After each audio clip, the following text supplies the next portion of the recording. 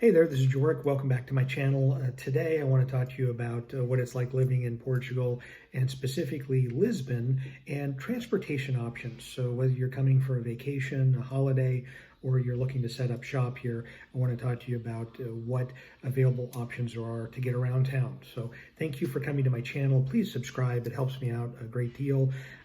I will leave links in the description to just let you know all the forms of travel and getting through the city of Lisbon as well as greater Portugal. So just to let you know, we have all the methods of transportation that pretty much every other major city or country has.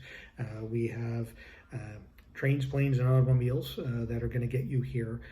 But throughout the city, as well as I'm speaking of Porto, as well as the Algarve in the south and other small towns, there's a bus system that is countrywide, so easy to use, very inexpensive, very safe.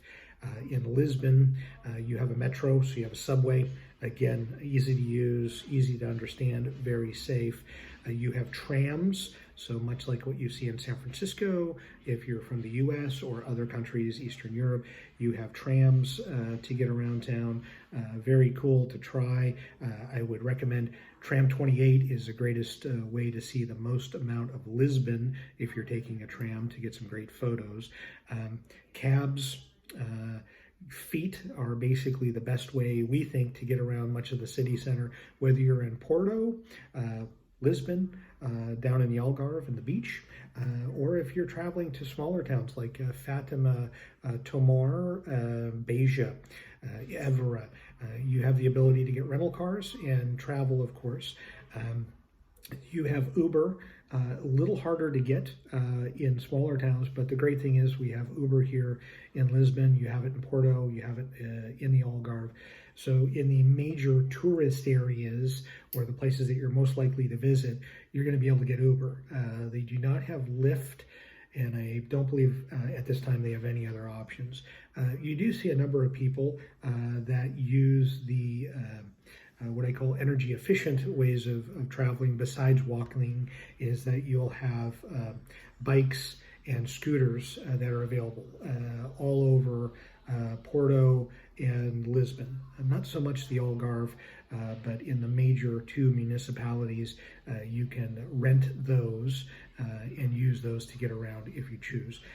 Sometimes some of the locals get frustrated because people leave scooters or bicycles sometimes literally in the streets, so you always want to pull those off to the side if you can.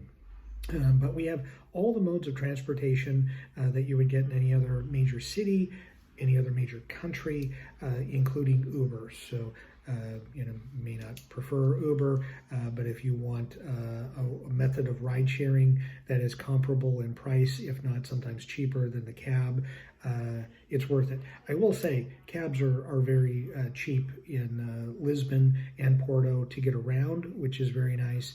The Algarve, we found that it's been a little more expensive. It's easier, or I should say it's more economical to go with Uber as opposed to a cab ride when you're in the Algarve. But for the most part, we have everything here. So if you're looking to come, you don't have to worry about, gosh, are they going to have a train system?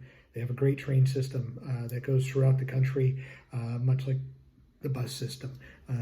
You can't go wrong with it. It's, I would say, the most we've waited is 5 minutes for a train. We've taken trains several times to get down to the southern part of Portugal because we do not have a car, and we have not waited more than 5 minutes if there's a delay along the way. They're pretty punctual here, which is very cool. So if you're trying to get up north, get down south, or wherever by train, you can do so. Bus as well. We've taken the bus to several destinations. It's been very timely as well. So hope you enjoyed this video. Just wanted to make sure that you were aware that you got all the transportation options that you would anywhere else here in Portugal, especially in Lisbon. So have a great day. Please subscribe to my page, and I hope you're doing well, and look for more videos on Portugal coming soon.